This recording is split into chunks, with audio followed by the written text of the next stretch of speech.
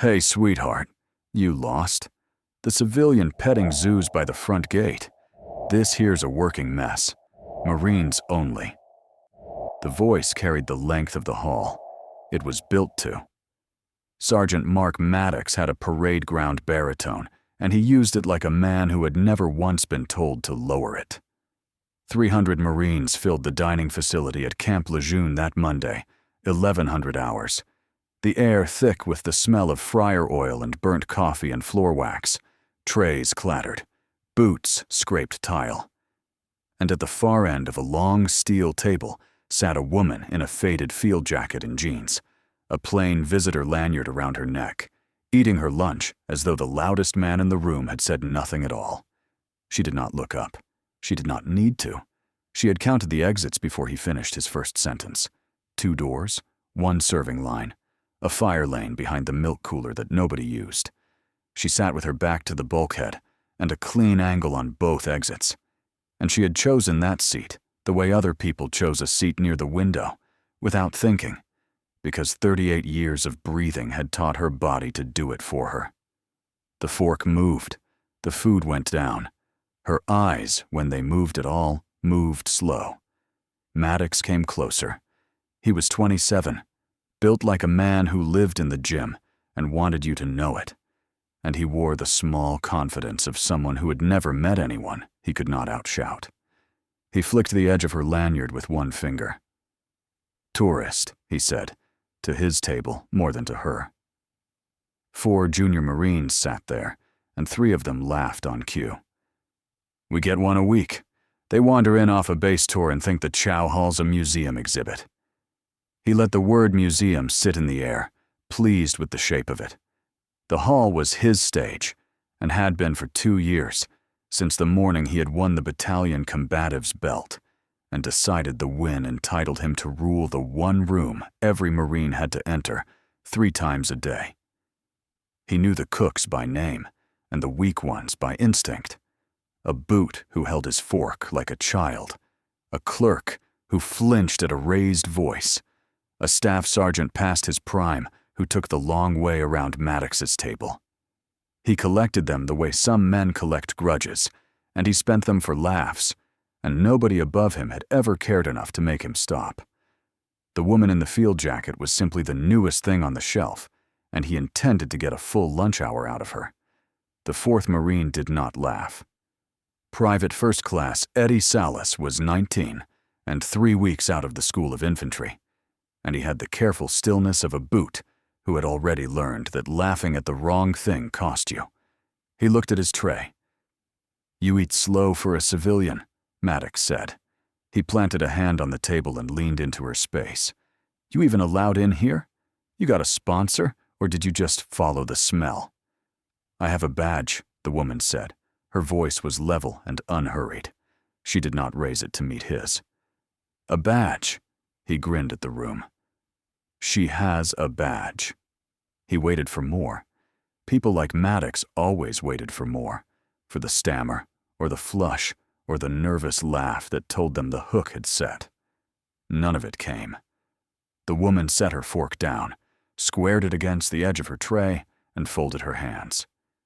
She looked at him then, finally, and there was nothing in her face he could use. No fear, no anger, just a flat, patient attention, the way a person looks at weather. A civilian, in his experience, did one of 2 things under that kind of pressure. They folded, eyes down, and gave him the small win. Or they puffed up, quoted some half-remembered rule about harassment, and gave him a bigger one. This woman did neither. She held his eyes for exactly as long as it took to confirm he had nothing useful to offer, and then she let her gaze drift back to her tray. And the drift was the insult, though he could not have said why. She had filed him. That was the feeling, though he had no word for it. He had been weighed by someone who did this for a living, and found to be exactly what he appeared to be, and set back down. It unsettled him for half a breath. He covered it with volume. "Enjoy your visit," he said, and slapped the table once, hard enough to jump her milk carton, and walked off laughing. By the coffee urn, Master Gunnery Sergeant Eli Brandt had stopped pouring. Brandt was 50 and had been a Marine since before Maddox could read. He was the battalion operations chief, the kind of senior enlisted who knew where every body was buried and had dug a few of the holes himself. He had not been watching Maddox. Maddox he had seen 1,000 times. He had been watching the woman, and he could not have told you why, except that something in the way she had mapped the room before she ever lifted her fork had snagged on an old memory, a memory with no picture attached to it, only a feeling and a sound he could not place. He took one step toward her table. The memory came up half an inch, the way a name does when you stop reaching for it. Master Guns. The battalion duty officer was at the hatch, holding a clipboard. Need you for the range count. Brandt held up one finger. He looked back at the woman. She had picked her fork up again. The memory slid under the surface and was gone. He went. At the hatch, he looked back one more time. He still could not name it. But it had a weight now, the weight of a thing you know you will remember at 3 in the morning, and he carried it out the door with him into the rest of his day. The woman finished her lunch. She bussed her own tray, wiped her own spot on the table with a napkin, and walked out past Maddox's table without a glance. Salas watched her go. So did the milk carton she had set back upright, with 2 fingers, perfectly centered, as if order were a habit she could not switch off. The next day she came back. It was 1200 hours, and the hall was at its fullest, when the boy 2 tables over stopped making noise. Salas had been laughing at something, a piece of grilled chicken half swallowed, and then the laugh caught and turned into nothing. No cough, no wheeze, just a young Marine with both hands at his throat and his face going the color of putty and his eyes wide and climbing toward panic. The Marines around him half rose. One thumped his back, uncertain. Another said his name like a question. Maddox, 2 seats down, turned with his tray in his hands and froze, because a man who polices a room for sport has no idea what to do when the room actually needs something. The woman was already moving. She crossed 4 meters before Maddox set his tray down. She did not run. She arrived. One hand found the flat of Salas's sternum, the other wrapped under his arms, and she pivoted him up out of the bench in a single motion, her own base low and square. 5 abdominal thrusts, sharp and upward, her lips moving in a count nobody could hear. The chicken came free on the 4th. She turned him, swept his mouth with one hooked finger, and then she had 2 fingers under the angle of his jaw, reading his pulse, watching his pupils, talking the whole time in a low, even voice that did not change pitch once. You're okay. Air's moving. Look at me. Small sips when I tell you. Not yet. Look at me. 30 seconds, start to finish. Maybe less. The hall had gone quiet around the small island of it. Salas dragged in a breath that shook, then another, and the color came back into his face in a rush that made him grab the table. The woman eased him down onto the bench. She slid a glass of water in front of him and put her hand flat between his shoulder blades. Small sips. 4 counts in, 4 counts out. You're fine. You're going to feel it in your throat for a day. That's normal. Ma'am, a staff sergeant said, arriving late and breathless, notepad already out, the reflex of every senior Marine to write the thing down. Ma'am, what's your name? I need to put this in the pass-down. There's nothing to put in the pass-down, she said. She was already gathering her own tray. He swallowed wrong. He's fine. Watch him drink. But you. Watch him drink. She said it gently, and it ended the conversation. The hall exhaled around the small island of it. The gunnery sergeant who ran the serving line had come around the steam tables at a dead run and arrived just in time to have nothing to do. And he stood there with his towel over his shoulder and watched a stranger hand his Marine back to him, breathing. A cook leaned out the pass-through window. A corporal who had been half out of his seat sat back down slowly. Salas had both hands wrapped around the water glass, and the shake in them was easing, and he kept stealing looks at the woman the way you look at a thing you are not sure was real. Somebody at the next table said, "Low, that was fast," and somebody else said nothing, because there was nothing to add.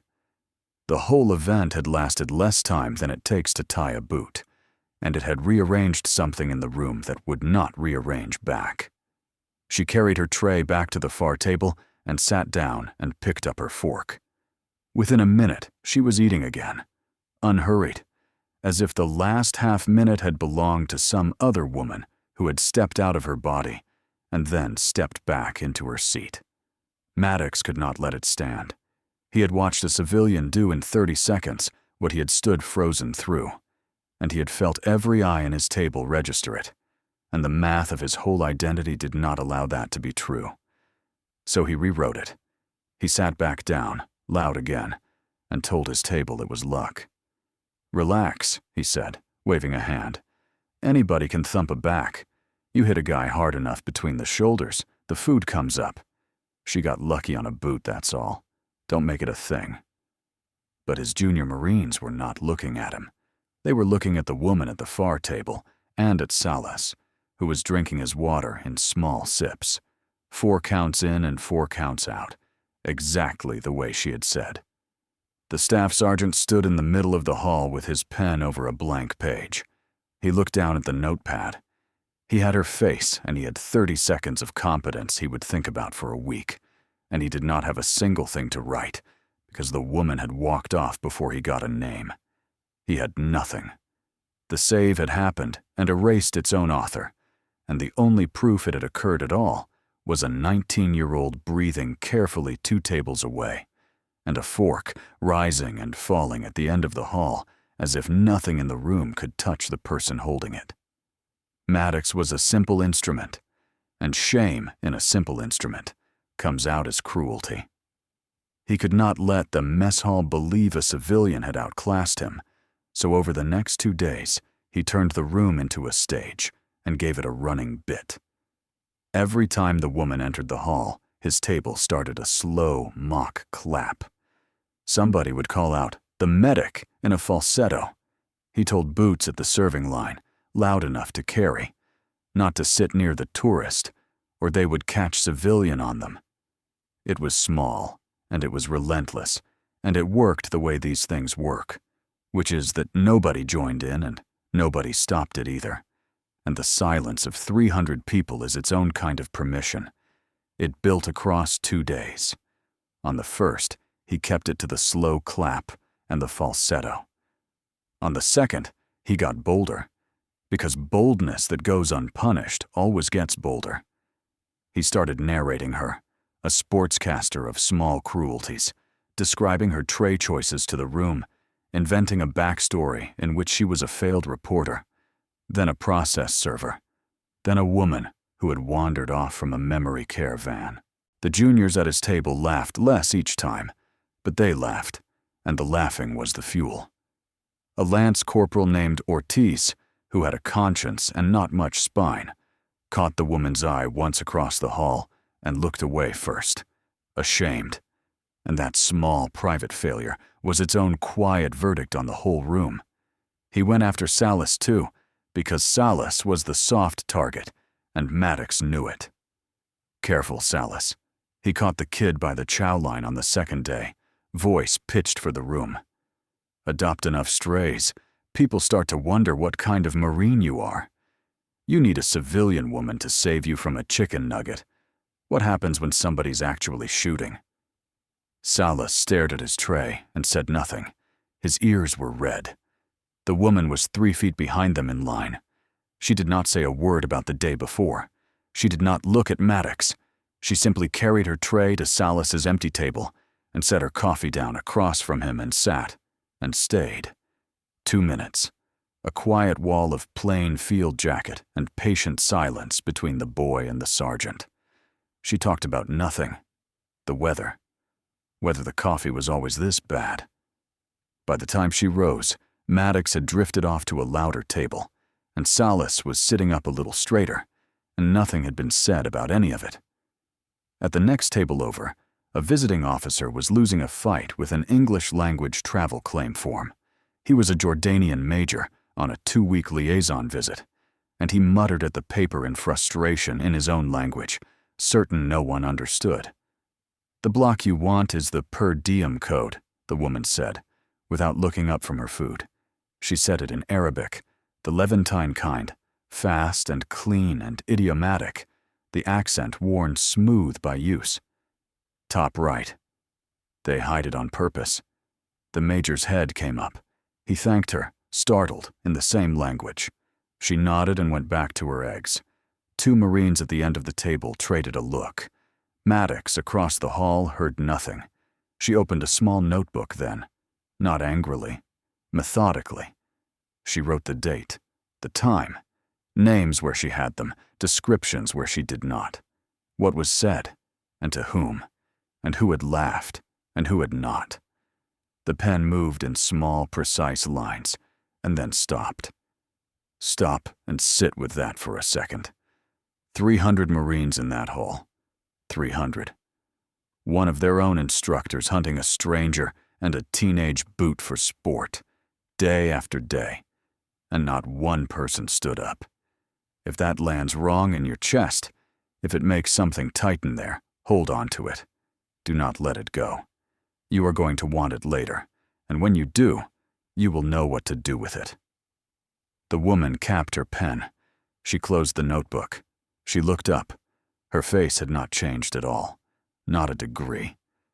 That was the part that should have frightened Maddox, the absolute flatness of a person who is not keeping score in anger, but simply keeping the record straight. Because the record was going to matter, and she knew it. He did not see it. He was 3 tables away, telling a story with his hands. He did not see it, and so he did not stop, and the notebook went back into the inside pocket of the faded field jacket, and the woman finished her coffee. On the 5th day, Maddox stopped performing and started filing. It was a smarter form of the same instinct, and it nearly worked. He walked into the battalion duty hut at 0900 and reported an unescorted civilian who had been wandering secure spaces all week, who refused to give her name, who he believed was photographing Marines. None of it was true in the way that mattered, and all of it was true enough on paper. The battalion duty officer was a lieutenant 6 months in the fleet, drowning in a watch he did not understand, and when a squared-away sergeant put a complaint in front of him about a security concern, he signed the request to pull the visitor's credentials without asking a single question, because signing was faster than thinking, and the line behind Maddox was long. The flag went into the system. A junior admin clerk named Lance Corporal Pierce, 21, keyed it in. Visitor access, under review, pending escort. Pierce did not like it as he typed it. The complaint had no substance under it when you read it twice. Photographing Marines, it said. But there were no photos cited, no witness, but Maddox. No time, no place specific enough to check. It was the shape of a report, without the weight of one. But a sergeant had signed his name to it, and a lieutenant had countersigned, and a lance corporal does not unwind 2 ranks above him on a Tuesday, so Pierce keyed it in and told himself it would sort out. The system took it without complaint. Systems always do. That was the part that bothered him later, how easily a true name could be turned into a flag by 2 signatures and a frightened officer, how the machine never once asked whether any of it was so. That afternoon, the woman was stopped at the hatch of the mess hall by a polite young corporal who explained, clearly embarrassed, that her badge had been flagged and she would need to wait outside the battalion spaces until it was sorted. She did not argue. That was the thing Pierce would remember later. Civilians argued. Civilians demanded supervisors and quoted rules they had half read. This woman just nodded once, the way you acknowledge an order rather than a request. It was at the hatch, waiting, that she did the small thing. A fire watch stood near the door, a young private with a rifle slung wrong, the muzzle drifting and the chamber flag missing from the ejection port. Most people would not have seen it. The woman saw it the way you see a stare that is not there. She stepped close and spoke low. One sentence, not a correction so much as a fact, handed over quietly. "Marine, your weapon's in an unsafe condition. Sling it muzzle down. Get a chamber flag in before your sergeant does it for you." The private looked at his own rifle, startled, and fixed it. He said, "Yes, ma'am," before he had decided to. Pierce, passing with a stack of folders, heard it and slowed. That was not how a lost civilian talked. That was not the vocabulary of a tourist. Unsafe condition. Chamber flag. The words landed wrong against the visitor lanyard, and the wrongness lodged in Pierce's head and sat there. The woman did not press the badge issue. She signed the access review form the corporal handed her, asked for a copy, and folded it into the notebook with the rest. Then she walked out to the parking lot and stood by a rented sedan and made one short call on her own phone, to a number she did not say out loud, and spoke for under a minute and hung up. By the end of the day, the stamp came back through the system. Access. Revoked. Pending escort. On paper, the incoming commander of 1st Battalion, 6th Marines, had just been barred from her own battalion by a lance corporal and a frightened lieutenant on the word of a martial arts instructor. The woman read the stamp on her phone in the parking lot. She folded the page along its old crease. She said nothing at all, and the saying of nothing was the loudest thing she had done all week. Master Gunnery Sergeant Brandt could not sleep on it. The memory from the chow hall had not let him go. It came up at odd hours, at the wheel, in the shower, that snag of something familiar in how the woman had moved. On the 7th evening, he was alone in the battalion operations shop, past 2200, and instead of going home, he pulled the visitor manifest. He found her line. The name was flagged with a maiden name notation, the way records are when someone has carried more than one over a career. And next to it sat a Department of Defense sponsor code that Brandt knew because he had spent 4 years attached to a joint task force and had learned to read the quiet codes that meant the person attached to them did not appear in the ordinary places. He sat back, and the memory finally came up all the way, because now it had something to hang on. 2019. Northern Syria. A 4-man fire team pinned in a courtyard with a wall coming down around them and the radios full of panic, and then a voice cutting through all of it. A woman's voice, flat and slow and certain, the calmest thing for 400 miles. He had never seen her face. He had been 29 and bleeding, and sure he was going to die against that wall. And the voice had talked them out of it one move at a time, and the voice had a call sign. He remembered the specifics, the way you only remember the worst nights, the way the voice never rose, the way it gave them one task at a time and never two, because two was how panicked men froze. Move to the low wall. Good. Now the gap, on my count. Good. He remembered believing the voice the way a drowning man believes a rope, with his whole body, before his mind had voted. 4 men had gone into that courtyard, and 4 men had come out, and not one of them had ever met the owner of the voice, because that was how it worked at that level.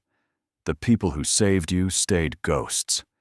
He had spent 7 years assuming the voice belonged to someone long gone, or long retired, or buried under a classification he would never see lifted. He had never once imagined it might be eating reconstituted eggs 40 feet from his coffee urn, while a sergeant called it a tourist. He said it out loud to the empty office. Blackthorn 6. He pulled up the security footage from the passageway, because some part of him had already half decided and wanted to be wrong. There it was, that afternoon, time-stamped. Maddox shoulder-checking the woman in the hall, hard, a deliberate thing dressed up as an accident, and the woman absorbing it, not stumbling, not even a half-step. Her base stayed under her, her weight settled and redistributed in the space of the contact, and she kept walking as if a heavy door had swung into her and she had simply let it. Brant rewound it. He watched it twice. You did not get that from a gym. You got that from years of people trying to put you on the ground, and failing. He picked up the phone and called a retired sergeant major he had served with at the regiment, a man who now had access to nothing and knew everything. And he asked one question he had no business asking. "Humor me," Brant said, low, the door of the shop shut. "Blackthorn 6.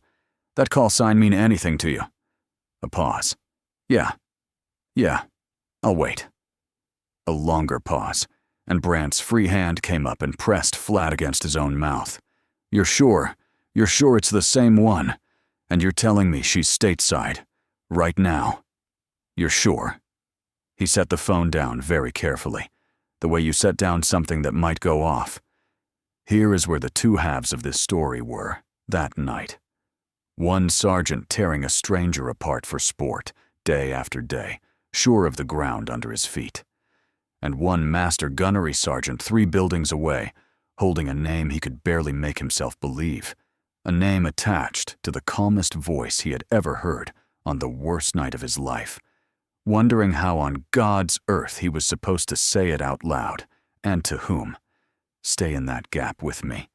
Feel how wide it is, because it is about to close, and when it closes, it is going to close all at once. Brant looked at the manifest. He looked at the flagged maiden name, and the sponsor code, and the revoked access stamp some boot lieutenant had signed. He said the call sign one more time, under his breath, to no one. Then he reached for his cover and his keys, and went looking for a colonel.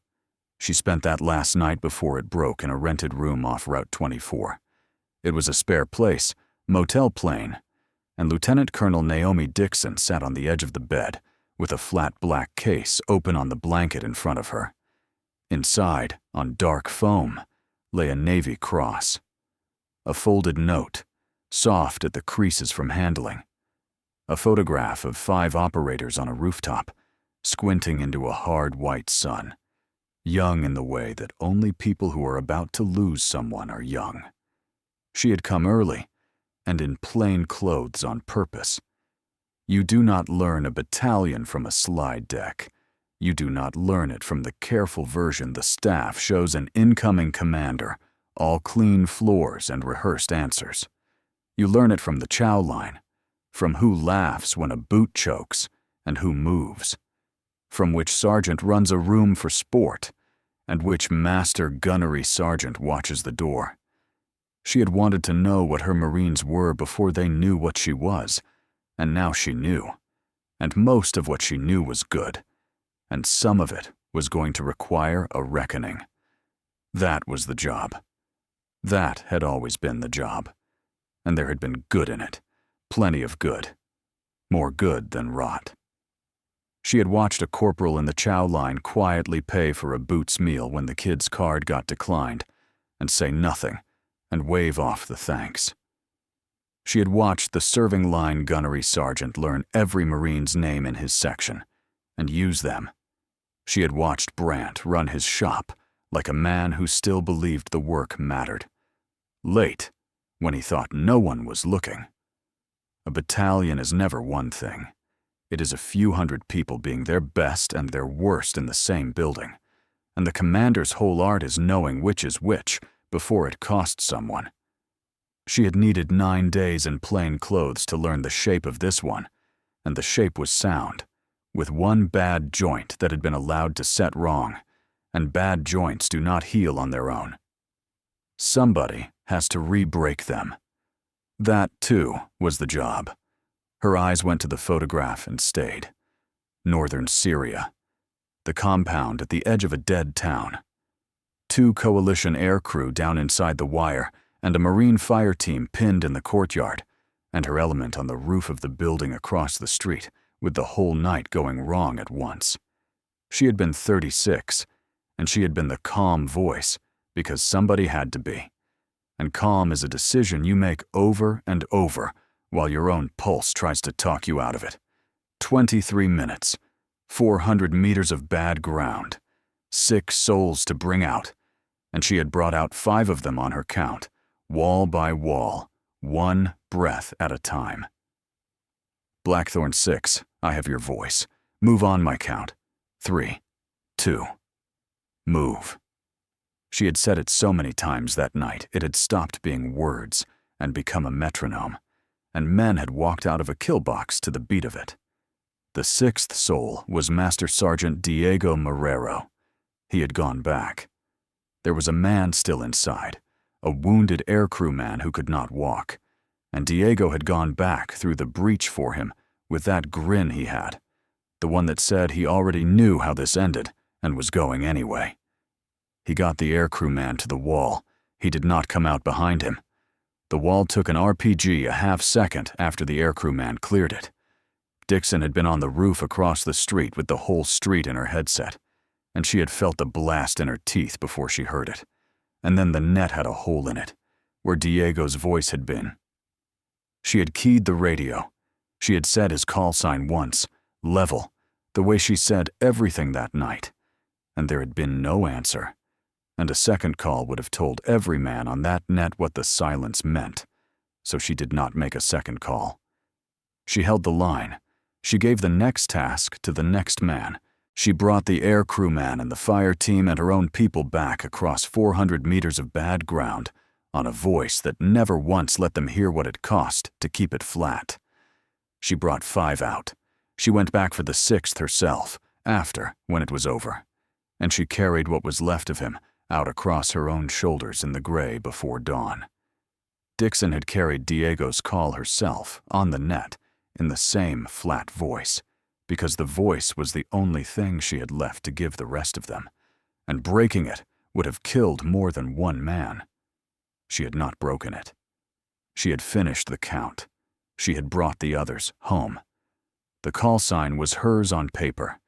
The Navy Cross was hers in a case.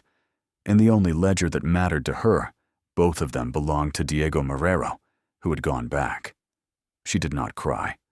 She had done her crying years ago, in a different room, and it had not brought him back, and it had not been a thing she could afford to do twice. She rested 2 fingers on his face in the photograph. Light, the way you touch something you do not want to smudge. Then she closed the case. She set her alarm for 0500. She turned off the light. The mess hall did not know any of this. The mess hall knew a tourist with a flagged badge. Tomorrow was the 9th day, and the 9th day was when the man decided a flagged badge meant the rules no longer applied to her at all. By noon, the hall was packed.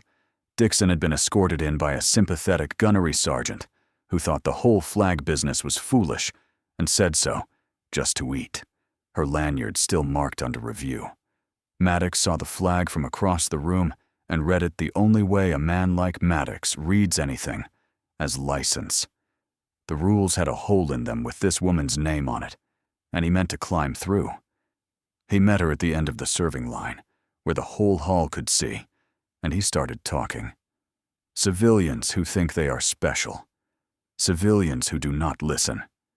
Civilians who need to be shown where the line is. The monologue rolled out of him, performative and ugly, his table grinning behind him. Then he slapped the tray out of her hands. It hit the deck, and food went everywhere, eggs and gravy across the clean tile, the tray spinning on its rim with a sound that filled the silence that dropped over the room. The hall went still. Even Maddox's table stopped grinning. A tray on the deck of a working mess is a sound everyone knows, and a sound everyone hates, and it pulls every head in the room on reflex. 300 faces turned. Forsks paused.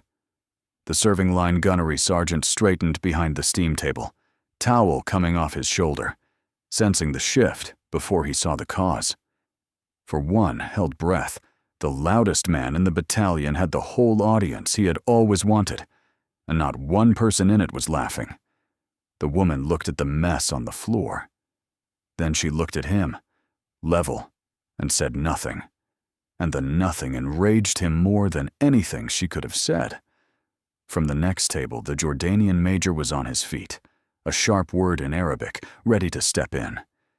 Dixon answered him in the same language, 2 words only, quiet and absolute, and the Major sat back down.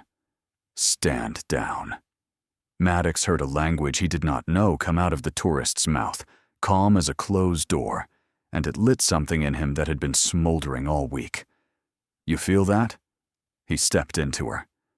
That's what civilians get when they don't listen. You think you're better than this room? Smile for me, tourist. Go on. Smile. He hit her. Open hand, hard, across the face, hard enough to turn her head and snap the sound of it across a silent hall. And he laughed, half turned to his table, performing the laugh, selling it. She rolled with the strike. Her base never broke. Her head turned with the force of it and came back, and her weight stayed exactly where she had set it. And she did not lift a hand. She did not lift a hand.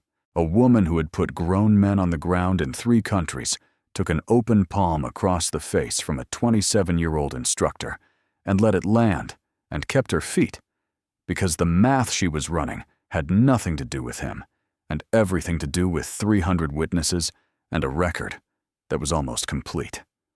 She crouched. She picked up the tray. She set it on the rail. Then she straightened, and she looked at him, and she smiled. It was small. It was almost private, almost kind. The smile of a person who has just heard the last piece of a puzzle click into place. There was nothing triumphant in it. There was only certainty. "Okay, Sergeant Maddox," she said. His name. Calm. The first time all week she had used it, and she used it the way you read a name off a page you have already written, like she had it somewhere in ink and was simply confirming the spelling.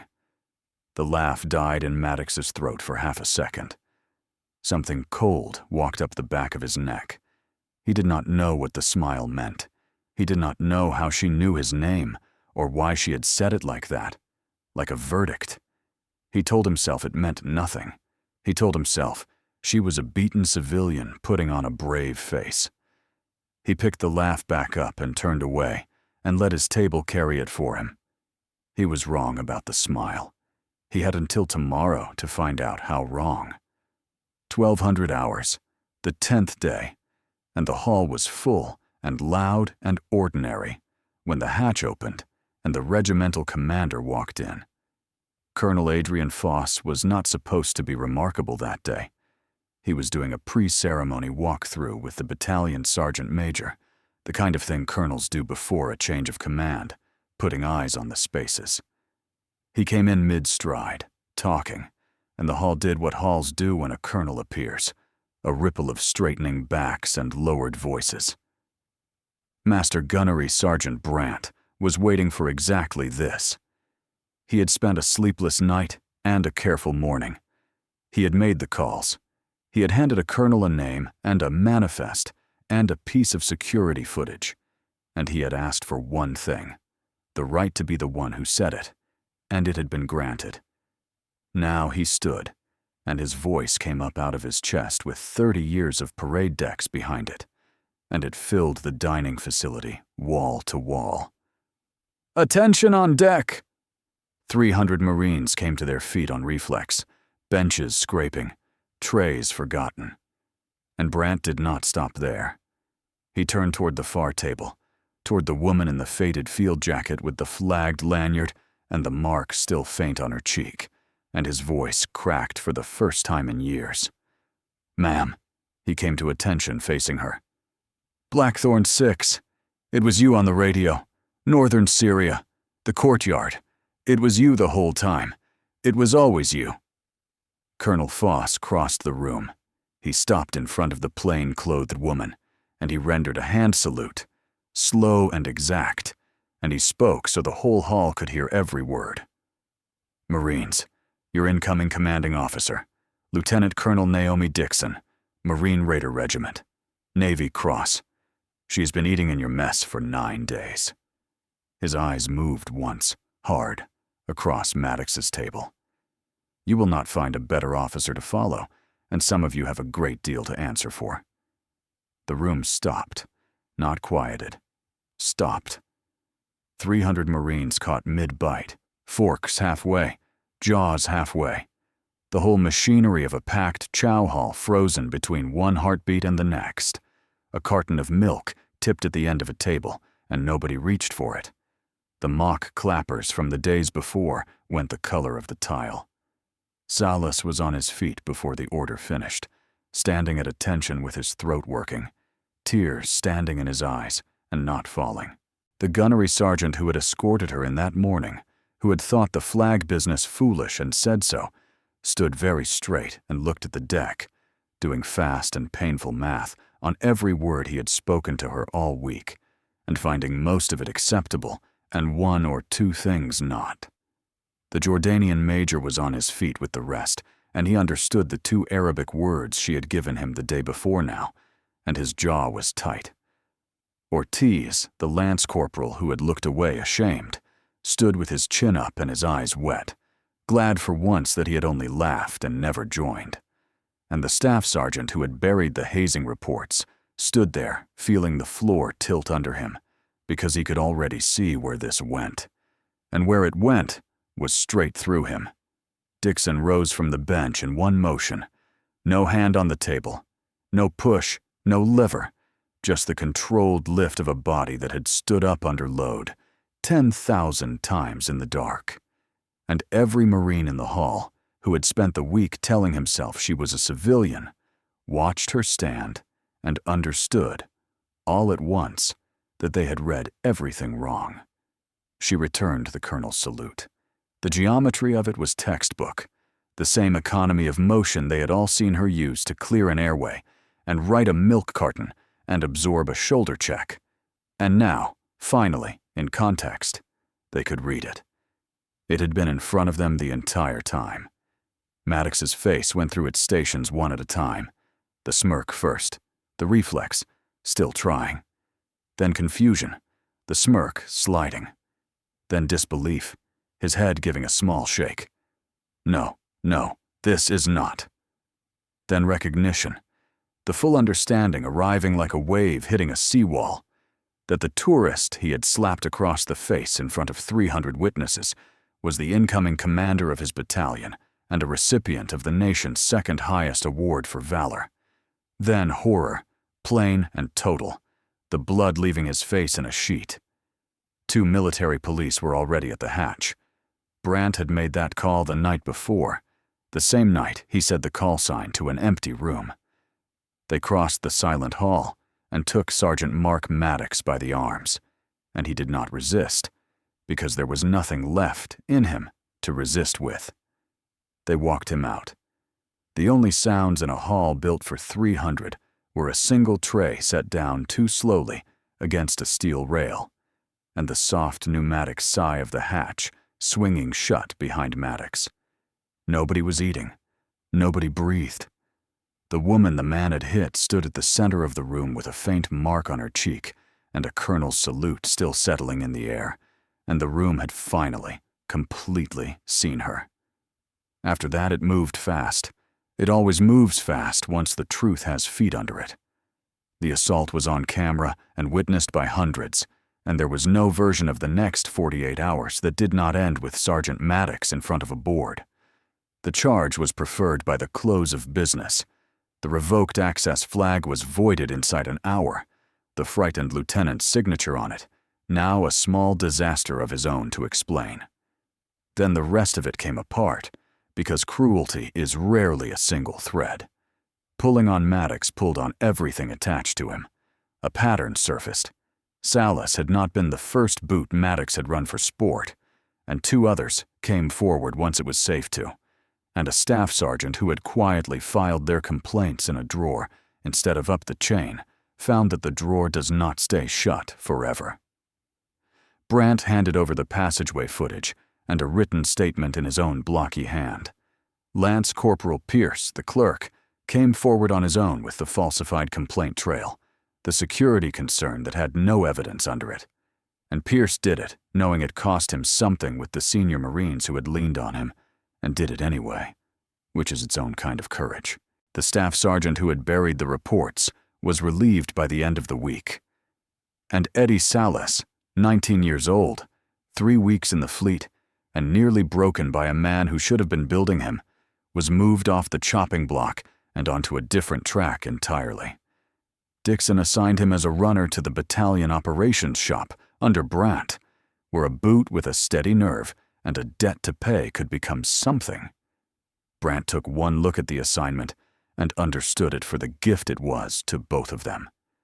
The old man had spent 7 years owing a voice he could not repay, and now the voice had handed him a frightened boy to keep, and that was the only kind of payment a debt like his ever accepted. Maddox went before a board. The combative's belt did not save him, and neither did the 2 years of running a room, because it turned out a room run by fear remembers every minute of it the instant the fear is gone, and a great many Marines who had laughed on cue found their memories suddenly clear and their statements suddenly long. The lieutenant who had countersigned the revocation kept his career by a margin and learned, cheaply, a lesson other men pay for in full. And the woman who had absorbed all of it without raising a hand was, by the end of the week, simply their commanding officer, walking the spaces in uniform. Now known. Watch what she did and didn't do, because it is the whole point. She never raised a hand, not at the serving line with the tray on the floor, not with an open palm across her face in front of the world, not once. She did not have to.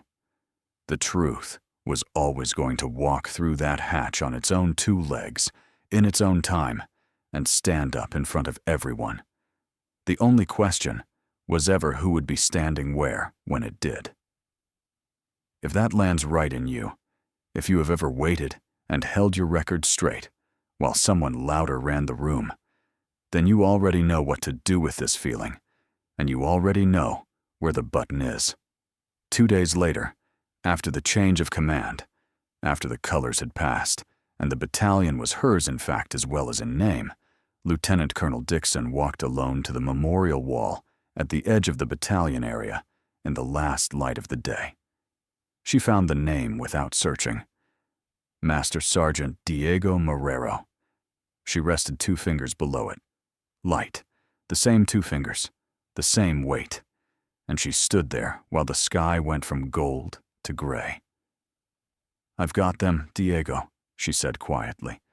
To the wall, to the name, to the man who had gone back. "I've got them now." Her phone vibrated against her hip, a secure line. She looked at the screen. It was a string of characters that resolved into a greeting only a handful of living people knew, and a call sign she had carried to a memorial service 3 years ago and grieved as dead. Ironwood, and under it, a single line. "Aiden, when you're ready, Blackthorn." She read it twice. She did not answer it yet. She closed the screen and she looked east, past the wall and the tree line and the dark coming on, toward a port city she had not seen yet, and now knew she would. Then she squared her cover and turned and walked back toward the colors, and the battalion that was finally, fully hers. Every soldier carries a story that few ever hear. Listen with your heart. Thank you for staying and watching. Subscribe to Honor Tales for more.